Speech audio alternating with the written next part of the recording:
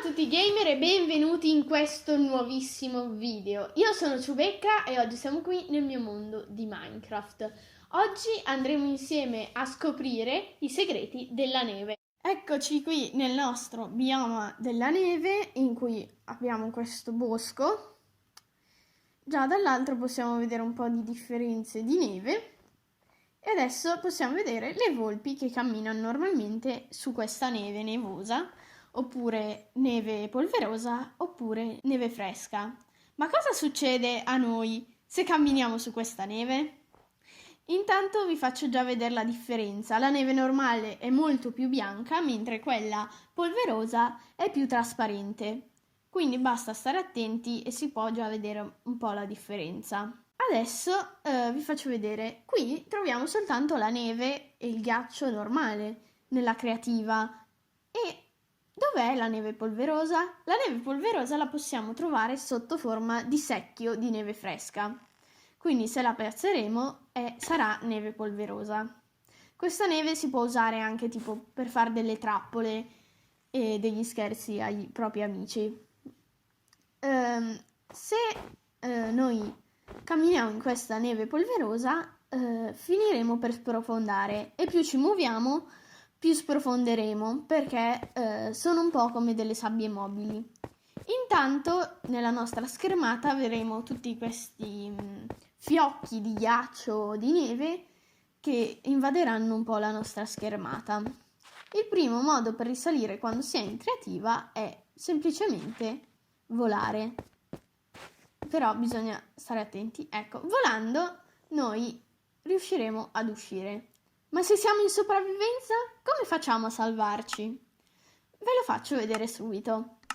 Se siamo in sopravvivenza e cadiamo in questa neve nevosa, intanto ci risicongelerà la schermata e i nostri cuori diventeranno di ghiaccio e noi inizieremo a prendere danno da congelamento. Saltando non riusciamo a salvarci, quindi una cosa che bisogna fare è spaccarsi sotto i piedi in modo da non congelare e spaccare anche il più possibile i lati in modo che non tocchiamo neanche i lati e quindi riusciamo a salvarci. Dopo che i nostri cuori sono ritornati normali dovremmo cercare di fare una scaletta che non passi nella neve nevosa per ritornare alla neve normale dove il danno finirà. Un altro metodo per salvarsi è avere degli stivaletti in cuoio. Mi raccomando in cuoio perché se lo facciamo con qualsiasi altro tipo di stivaletto non funzionerà. Quindi se noi abbiamo i nostri stivaletti in cuoio cammineremo normalmente sulla neve come se fosse neve normale. Quindi non bisogna tanto sottovalutare questi stivaletti in cuoio che solitamente si buttano un po' perché non sono proprio il massimo, perché sono una grande risorsa se si è nella neve nevosa. E anche se stiamo già sprofondando in questa neve, se ci rimettiamo i nostri stivaletti, questi ci riporteranno su. E noi continueremo e potremmo ricominciare a camminare normalmente nella neve nevosa.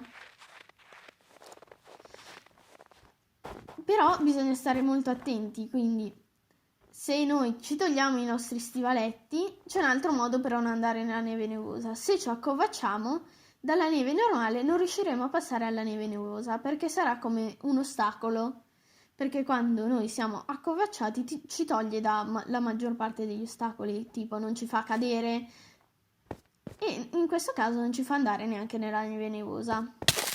Se noi stiamo sprofondando come prima e ci rimettiamo i nostri stivaletti, ritorniamo su. Ma se invece noi avessimo gli stivaletti in netherite, che sono gli stivaletti più forti di Minecraft, non funziona, sprofondiamo comunque.